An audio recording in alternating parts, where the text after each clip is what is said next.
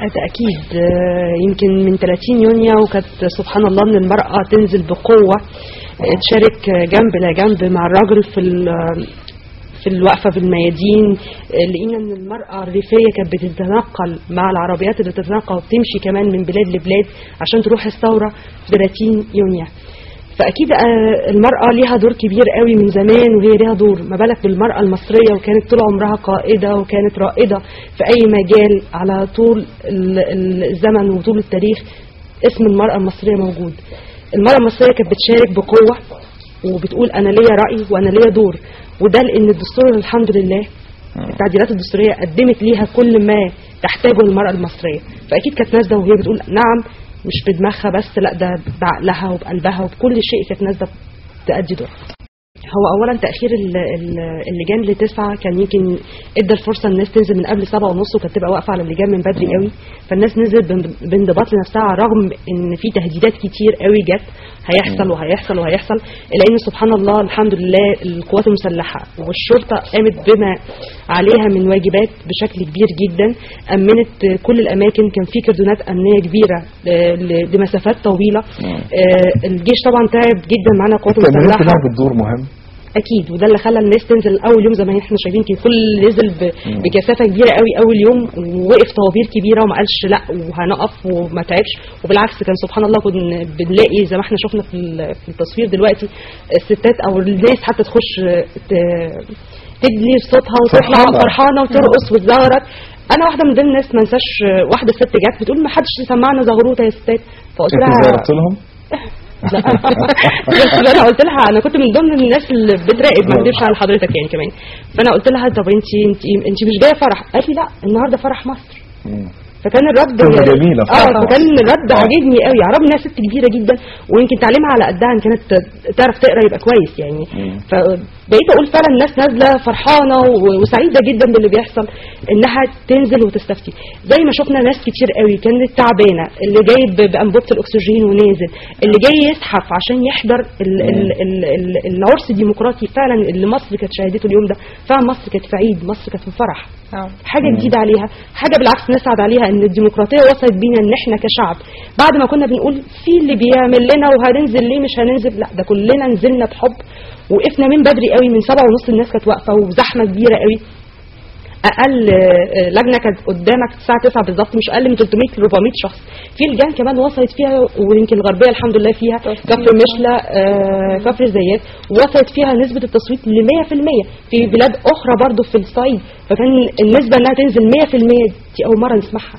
دي كانت بتحصل قبل كده بس بالتزوير، بس لا ده المره دي كله واقف وتعبان ونازل عشان حاجه واحده مصر. يمكن من فترة سابقة للانتخابات والاستفتاء كان الجيش المصري بيعمل على حماية البلاد بالفعل، وكان بيراقب كل مداخل ومخارج البلد، وكان قايم بدور كبير قوي ويمكن ما حدش واخد باله منه غير ان احنا بس شفنا الاستفتاء زي ما بيقولوا عامل بعض التأمينات الداخلية، لكن كان في عين صائبة فعلا زي عين النسر كانت قائمة على سهرانة بالفعل. الشرطة المصرية قايمة بدورها بشكل كبير جدا، يمكن في حاجات كتير قوي ما كانش الإعلام مركز عليها الفترة اللي فاتت، وما يحدث في الأيام الأخيرة في الفترة الأخيرة في رفح والقاء القبض على الكثير والكثير من الجهاديين والإرهابيين بالفعل، حتى المخابئ العديدة لبعض مخازن الأسلحة الكبيرة كل يوم الجيش بيكتشفها. يمكن شكر خاص للقوات المسلحة اللي بالفعل سهرانة ليل نهار. القوات المسلحة اللي لازم نعترف بيها انها مننا، اهلي اخويا ابويا ابني كل دول مننا مش من بره، ما احناش مستوردين. ايمان روحهم يعني فدا الوطن وما حدش حاسس بالحته دي بالفعل، يعني ده اقل واجب ان احنا نشكرهم بشكل بسيط. ويا ريت فعلا الاعلام الفتره الجايه يركز شويه على الناحيه الايجابيه للي بيحصل.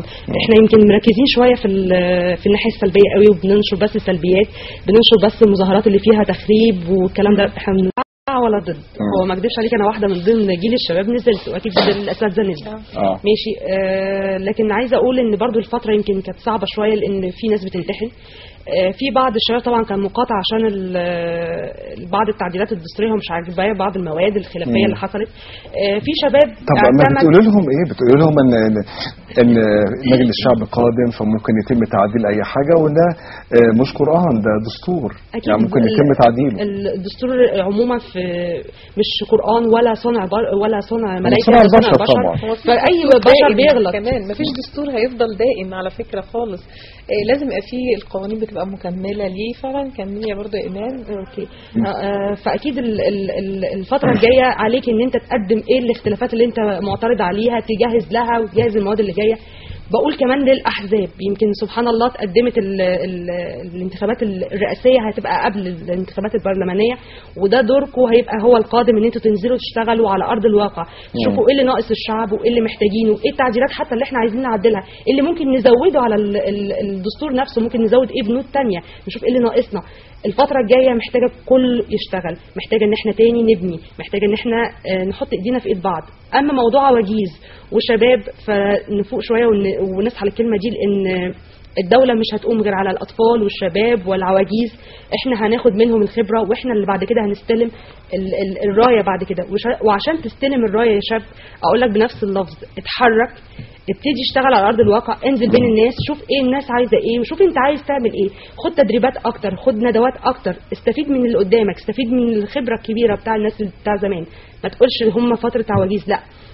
بتحس ان كلمة عواجيز ممكن تزعلهم فعلا؟ فعلا.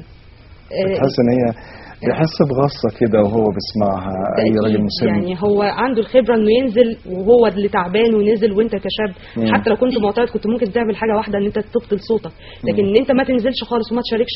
وهو نزل، هو كان عنده الخبرة والوعي ان هو ينزل اكتر مننا، وعنده الحس الديمقراطي والحس الوطني عنده اكتر مننا، قوة دفع، عنده شعور قوي ان هو ينزل ويشارك ويتفاعل مع الموقف اللي هو فيه. كبار السن ده اكيد ده موجود يعني مش عند الشباب، نفس الشعور ده مش موجود عند الشباب. لا، الشباب عندهم الفترة اللي فاتت كان كل اللي حسوا بس هل الفترة فاكر الثورية. الايام جايه قدامه؟